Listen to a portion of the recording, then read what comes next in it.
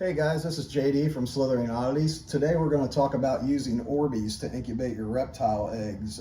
Here at Slithering Oddities, we incubated all of our species on orbs this year, and they work great. We actually have Tinley Park coming up in a couple of weeks, and if you buy a baby from us at Tinley Park, it was hatched on using orbs as the incubation substrate.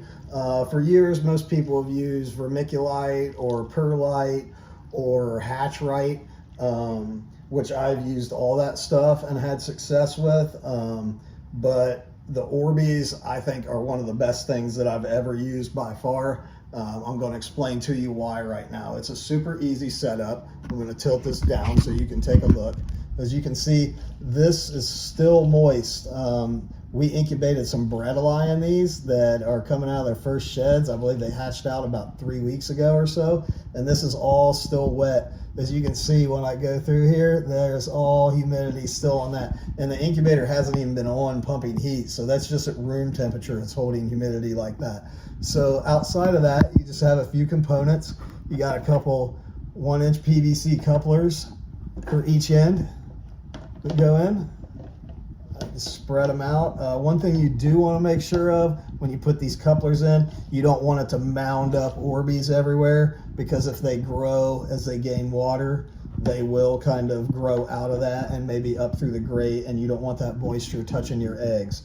So that's one thing I do make sure of, is that I'm not too deep inside my couplers. So then I'm going to have my grate, and I'm going to lay that down, and that's it. You're going to put your eggs on top of here, mark them, do what you do, and if you want to put things in between these, you know, to keep them from rolling at all, I've even seen people work stuff like that. But yeah, it's just a suspension incubation method, and just a totally new substrate for us. And a lot of people have been asking about it, and I actually picked it up from some breeders in Australia that I saw using it, and asked a couple questions to them.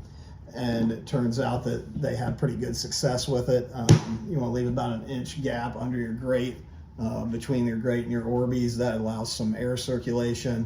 One thing I do want to clear up in this video for sure, though, is that we've been hatching these, and I think maybe to the untrained eye, like people that aren't snake people, that don't hatch out snakes, not reptile geeks, whatever it might be, I think they think we're keeping the babies on the orbs like long term or something, and that's not the case whatsoever.